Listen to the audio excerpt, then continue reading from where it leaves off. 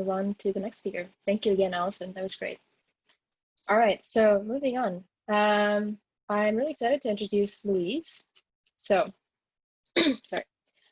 Louise is an exuberant coder who moved to America in 2016 from Ireland and returned to coding after a varied career in all aspects of technology. She's learned the latest technologies, React, Node, JavaScript, all the cool stuff, and found a great company to grow with called Workgrid. She's currently building AWS serverless apps to improve employees' workday and trying to change the status and mentor more females to code. One fun fact I want to point out here is that Louise actually got a scholarship from Women Who Code, and this is I guess her special tie to Women Who Code, and that's kind of why she wanted to give a talk today and give back to the community, which I thought was super cool. So yeah, without further ado, take it away. I was gonna say give her a round of applause, but that's gonna be really awkward because we couldn't hear anyone clapping. So I should be clapping for you guys actually. Okay, this is my first tech talk. For all of my exuberant coding and all of my enthusiasm, I also have a lot of children, so and I work full time and COVID. So yeah, I haven't done as much spreading the joy as I would have liked, but I am grateful to choose this safe environment to do my first talk. I feel a lot of support and hopefully everything goes good. But yeah, I feel very grateful for the support I got through the organization, and I wanted to find a way to give back and encourage people to, like we all want to get more tech, more women, more diversity in tech. So if you can see my screen, yeah, good. So this talk is about how building an Alexa skills app to help with imposter syndrome helped my imposter syndrome. I think I would have been a psychologist if I wasn't a coder. I have just many times decided to kind of pivot in my career. I'm in my 40s. So, and I almost did go into psychology, but I always think that, how can we use technology to help our well-being? That's probably what my ideal job would be. And I work in an enterprise company, but we do try and help employees' workday be better. I'm a senior engineer at Workgrid, and you can find me on Louise 3. So a little bit more about me, just that I have a degree from many years ago, which was relevant to me working in my last couple of years as a coder, but it was very different languages. I have new skills from a boot camp 3 years ago, and I am AWS developer certified basically because of the Cloud Grower scholarship I got from you guys. But I have spent many years initially coding and then gradually in different types of technical roles, like 10 years as a SAP administrator. And then I went and created my own company and helped lots of smaller businesses and some bigger businesses doing more website design and development. And then when I came over to America, I decided I'd love to get back to coding. It's never too late. Back in I go, and I'll just learn from the latest and greatest, and mainly to network and meet people. That's why I went to the boot camp. I had the credentials to go and self-learn, but I wanted to meet people and see what it was like in a group of coders and things like that. And also just that I'm a huge moms can code advocate. I am in a group of friends that I met there through doing a hackathon, and we support each other. We have a podcast called Raising Code. I do think having a network really helps you to grow, and you should be giving back as you learn from it as well. But I still see myself as a code newbie, and I'm always reading tech books, going on online conferences, listening to podcasts when I'm doing the housework, all of that stuff. So I'm pretty much a tech nut, probably like all of us here.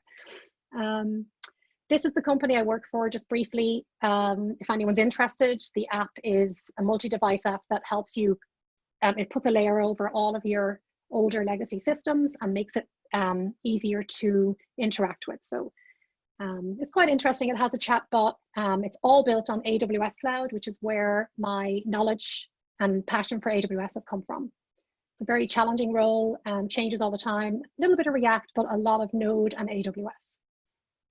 Having said that, I have not used any of this in work. This was fun, like coming home and just playing around with it. So the outline of the talk will be a little bit about imposter syndrome, an overview of Alexa, an overview of Lambda, and a demo. So I guess to just ask yourselves, have you ever suffered from things like self-doubt, but extreme self-doubt, feelings of inadequacy, fear of failure at work?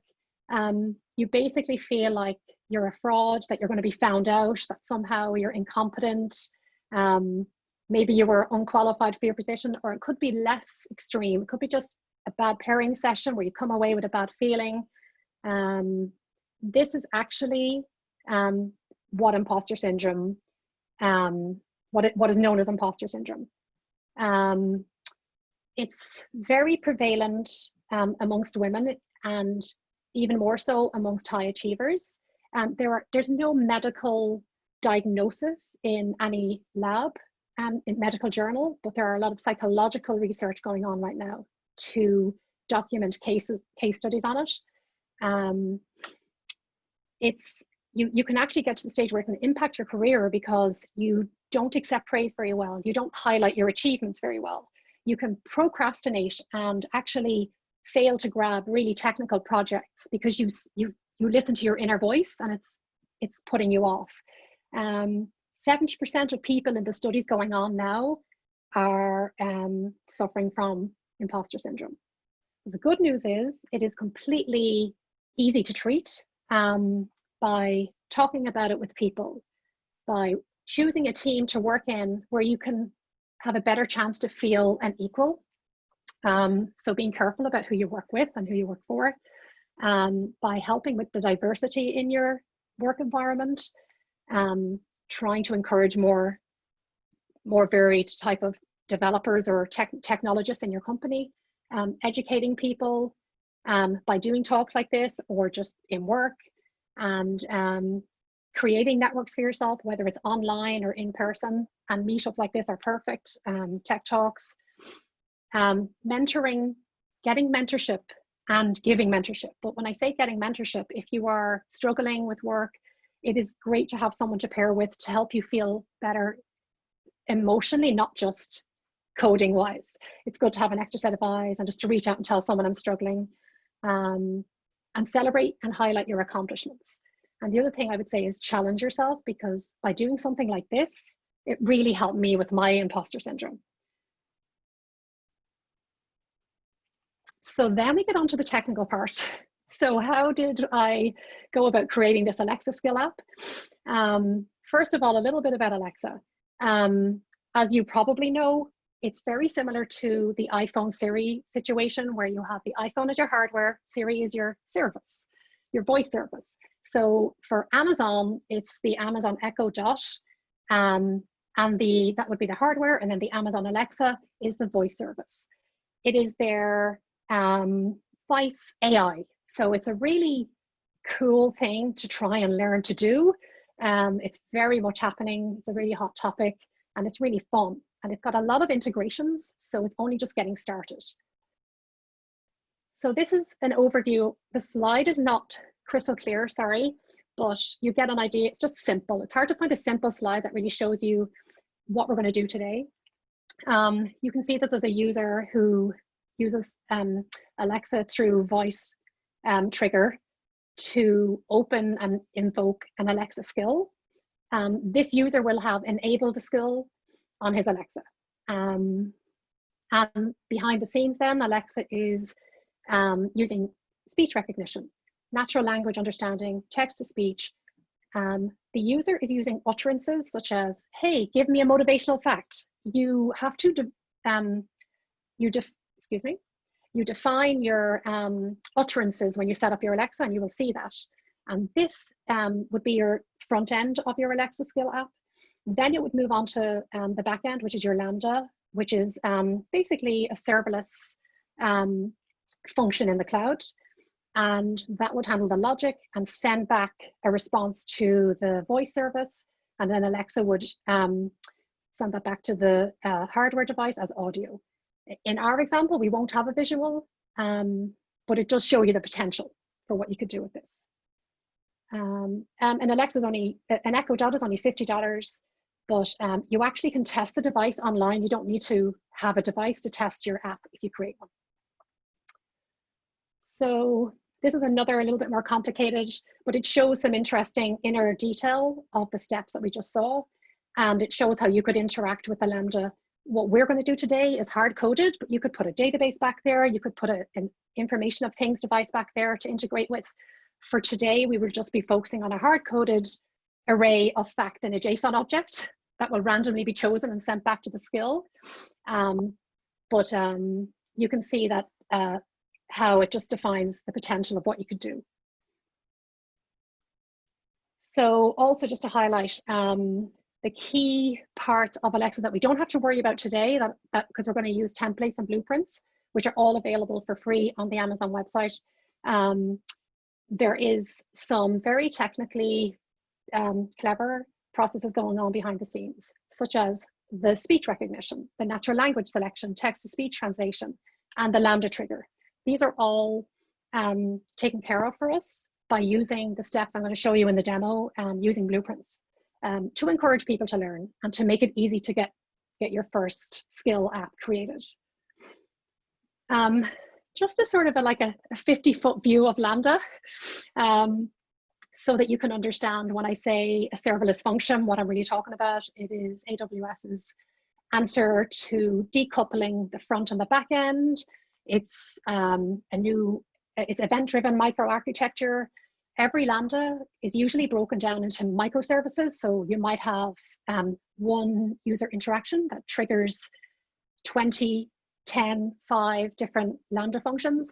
Each function is completely separate to the other, and it's retried with exponential back off, and it's just giving resiliency and speed to the end user on the application. Don't worry about any of this. These are all AWS services, and believe me when I say there's probably 200 different types of things you can link within AWS when you're in that environment. But just to show you, Lambda gets used everywhere. It is really very, very powerful. It's defined as a compute service that lets you run your code without provisioning any managed services. And that is it in a nutshell. So you don't have to worry about a server. You just worry about the code, and we will see this today. There's no charge when your code is not running, and actually you get thousands of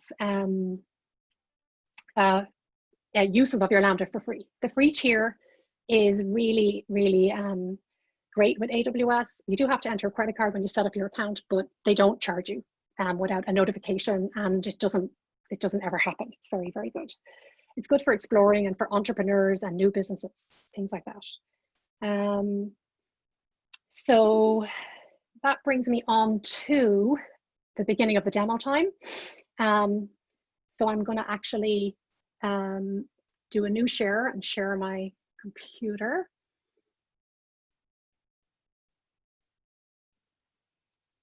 Hope.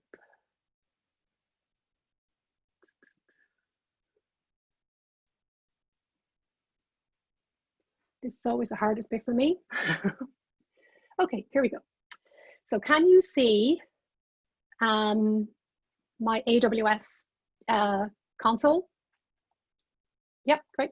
So basically, when you first, where all the magic happens for the Lambda is the AWS Console. It's called the Management Console. And just to give you an idea, I don't know, it's a lot to take in. These are all the Amazon services. Nobody knows them all. We tend to just stick with 5 or 6 that we use every day, and everybody becomes a bit more of a master in that area. But we're going to just focus on Lambda today because this is a quick demo. But it's there if you ever want to have a poke around. This is my personal account, and to set it up, I did have to enter a credit card. It takes a few minutes to set it up, but it's worth it just to have a play around if you're ever interested. You can use Lambdas to do a lot of things, like host your website, things like that. It does link into a lot of services. So we're going to go and create our function to, this will be the back end to our Alexa app, because the Alexa is the front end, the voice part, the voice recognition part. So this will be our back end. You can use pre-built backends, but it's so easy and fun to make your own. And you literally just have to do a few clicks, which is why I decided I would demo this. So there's what you have to do is pick the serverless app repo, and this is like code that they have created for you to get you going. It has everything there. You are going to be amazed with this. Well, I was.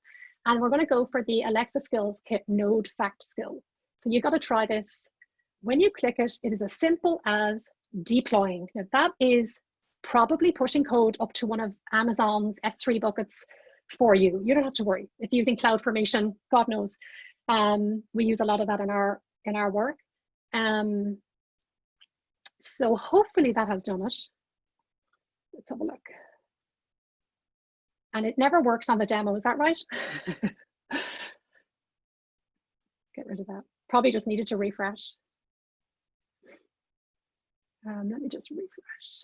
I do have one created to show you, but I would have liked you to see just how simple this was by hitting deploy. Probably has deployed anyway. So what I'm going to do is go in and show you the function deployed. It takes a few minutes when you're doing a demo. It is AWS. There's a lot going on that server. So if I look at my functions now, and I do a refresh here, I can show you one that I created yesterday. I'll just give it one more time. So I'll just do refresh. Serverless. Fact skill. And deploy.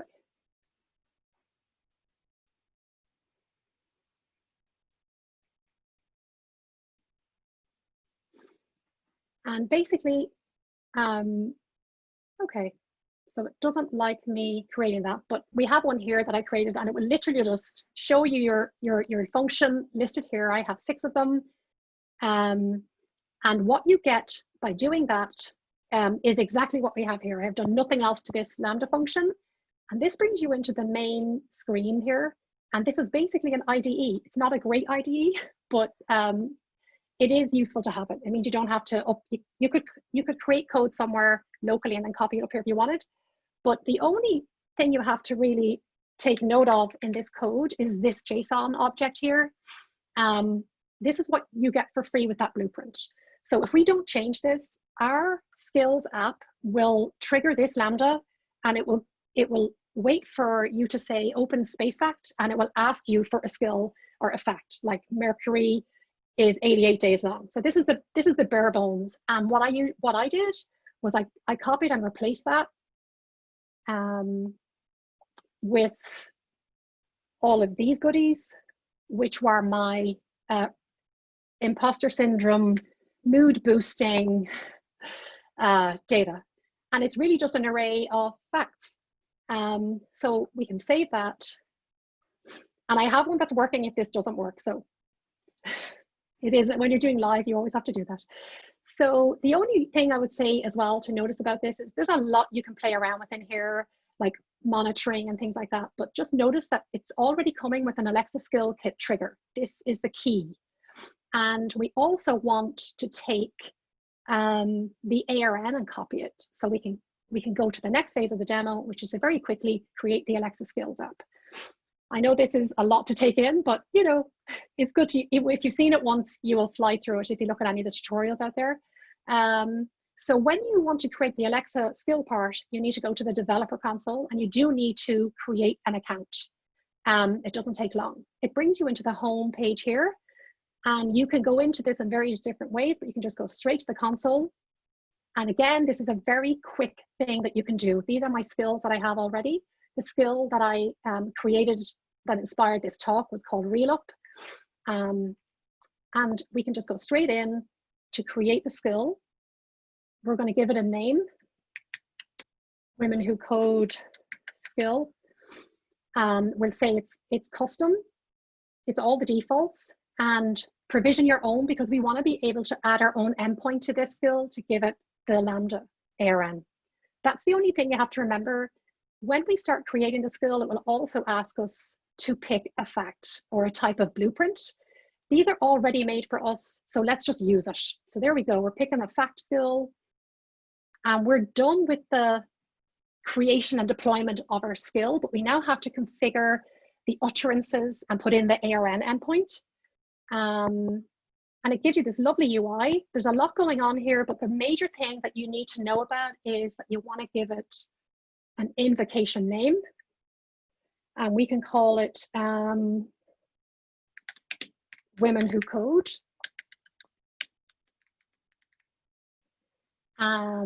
Boston. And the other thing we want to do is add our endpoint. And for there, we copy in the ARN that we had earlier. I'm going to save it. So that is linking. Okay. We'll try and save it again. Maybe because it was building. This never happens when I'm doing the rehearsal. Let me try one more time to grab the ARN. There's always a risk when you do a live demo, but at least you get to see how easy it is, and I have a backup. So there we go. One more time. Yes, thank you. So now we're going to go back to the Alexa skill app, and I just want to quickly point out that the Alexa skill app is comprised of an interaction model, which is intents and utterances. And the intents are the reflection of what the user has asked for, what your Alexa thinks it is trying to receive. It's like a response.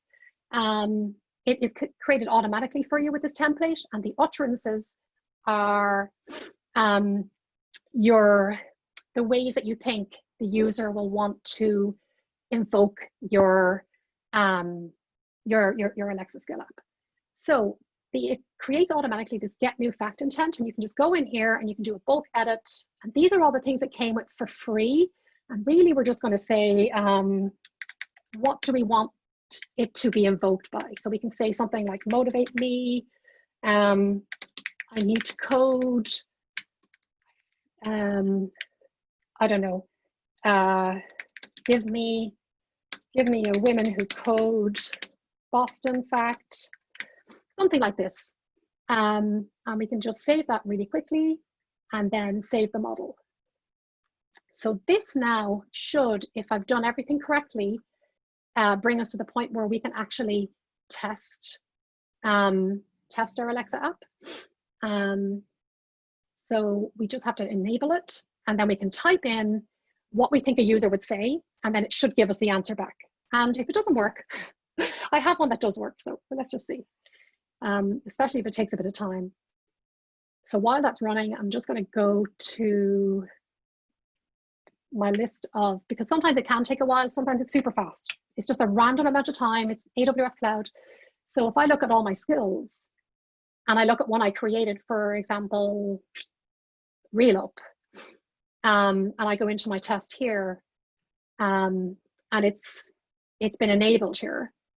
I can actually, usually I can just say,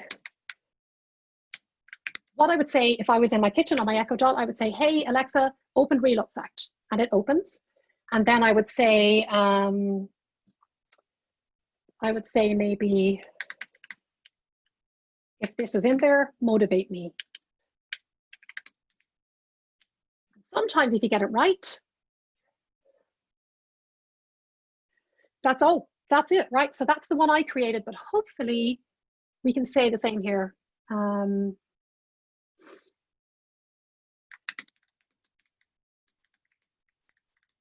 The hardest part is figuring out what it wants to be opened with and then say the key utterance. Same one.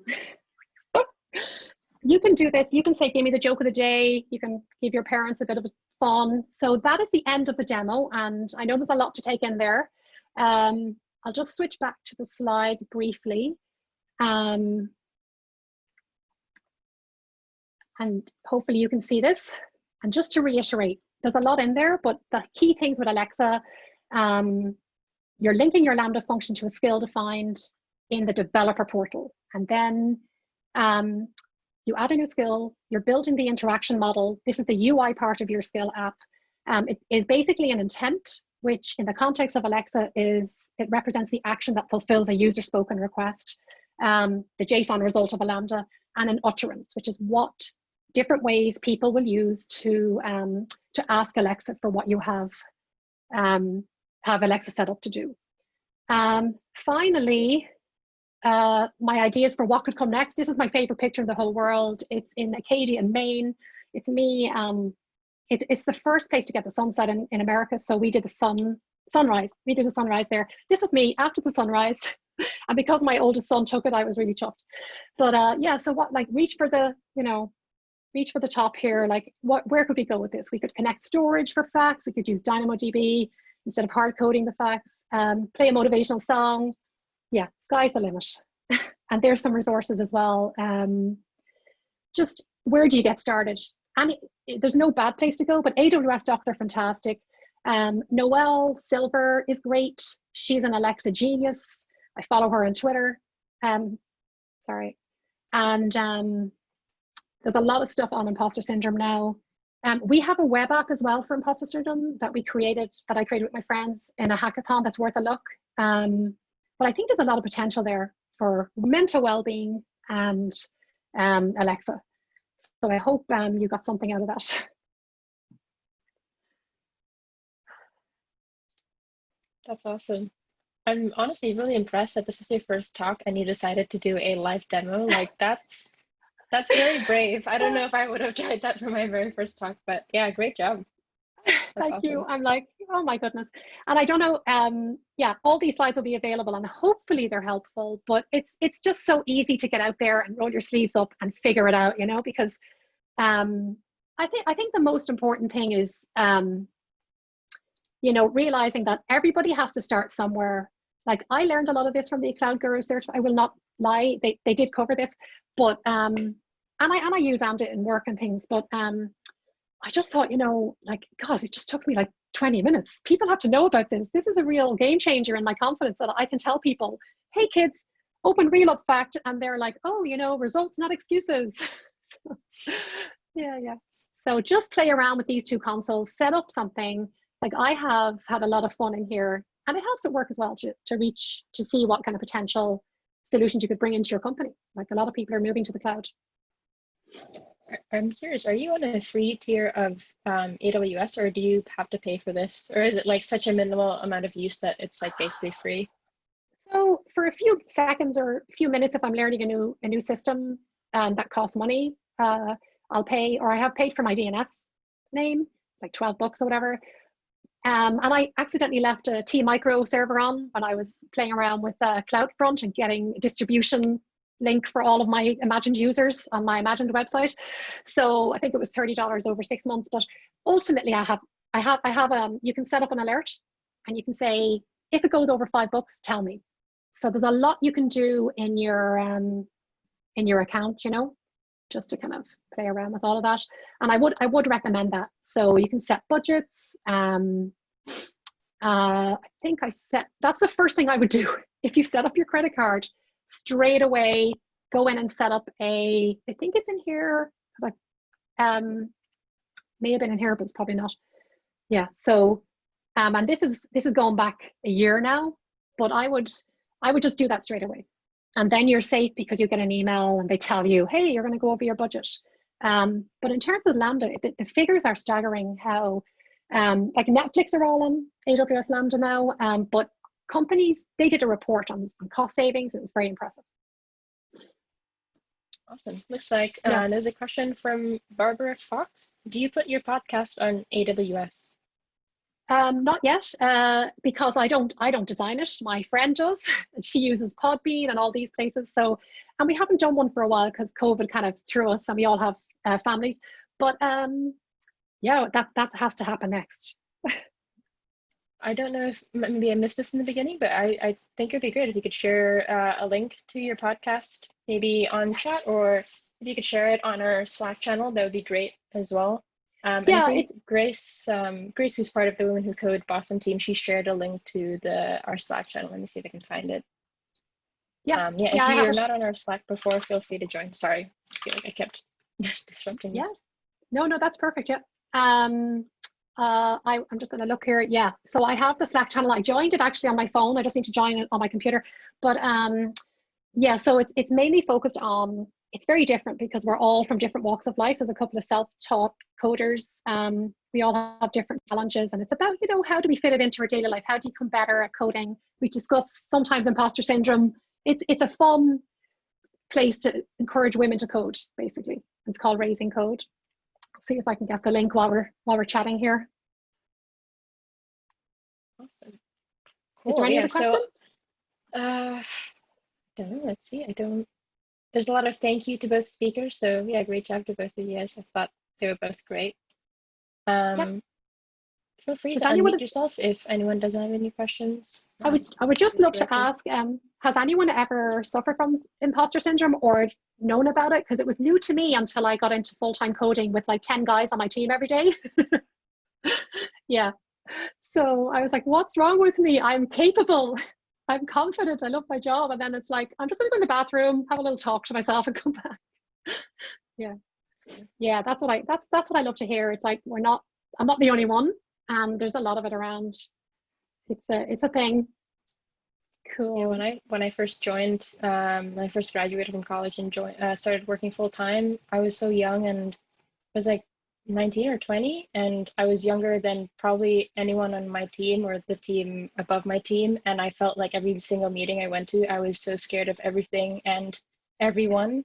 And I feel like, I don't know, for me, imposter syndrome doesn't really go away very easily. I still have it, but I feel like I just learned to manage it better, because it's sometimes can be hard. Yeah, and you know, that's really the app that we created is a lot better than the skill, because the skill is just a simple phrase. The app lets you say, well, what were you thinking or feeling when you had the thought? It's a 5-second thing you can grab on your phone and just go, hey, I'm just going to get myself out of this. And we did a research into psychology on it and put my color scheme on it, considering it was a hackathon. And most of the team, I would say half the team had never coded before, and everyone learned how to code in React. So it's really awesome. But we do need to have more ways of tackling it and recognizing it and acknowledging it, because it really is it can really impact everybody, not just women, obviously, but it can happen at any time, and you can have little lulls or highs in it, but it's definitely something about learning mental strategies to deal with it. And doing something that you think is insanely hard, that's actually super easy. So don't tell anyone how easy it is, just go and do it and then impress people. So Barbara Fox asked, how do you find the hackathons? So I joined Moms Can Code, once-off fee to do the hackathon. And it was one of the best things I ever did. It was virtual. They do it every year. If you can find any virtual hackathons, I urge you to do it. It's not just an experience for group programming and pair programming, project management, creating and pushing yourself. You do learn, you meet people. I have a very strong support group now because of it, that they are now lifelong friends. So go for that hackathon. And we actually won. We won the competition because we, I don't know, did something right. But it's a really, virtual hackathons now are all the rage because of their situation.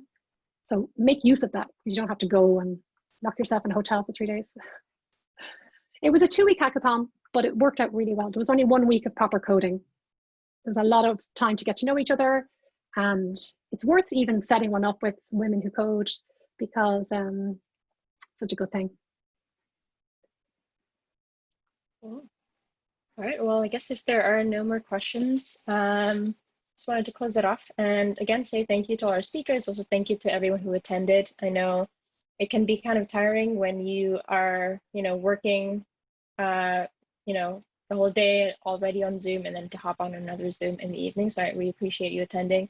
Again, we're always open to suggestions. We're here for you. So if you have any suggestions for events that you want to see us do, or if you're interested in speaking at one of our next events, definitely feel free to reach out to me or to Grace as well.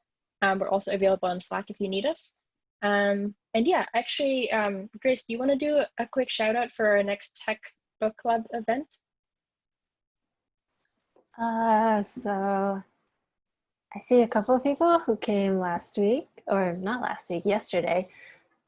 So it's a bi-weekly, so every 2 weeks book club, and we choose an article to read and then discuss them in smaller breakout groups for about an hour and a half. So yesterday was on data structure and algorithms used in companies. The one I have planned is in conflict of Labor Day, so still trying to figure out if it'll be that day or the week after. And if you have any topics you'd like to read and discuss about, please feel free to send them my way.